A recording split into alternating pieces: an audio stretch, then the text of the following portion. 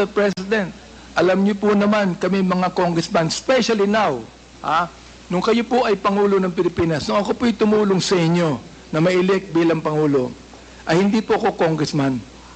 I'm a private citizen. Tumakbo uli ako ng 2019, naging congressman po ako. Alright, sa pang-apat at termino. Ako'y naging minority leader, ako'y naging deputy speaker, tanahon niyo po yan nung kayo nakaupo. Ngayon ako po'y tinalaga bilang chairman ng Committee on Human Rights. Wala tayong magagawa kundi imbestigahan natin lahat ng mga human rights violations. Tama, sir. Pero kayo po ang nagsabi na wala kayong pakialam sa human rights.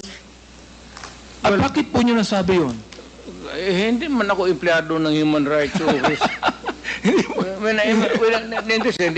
I'm not trying to be funny.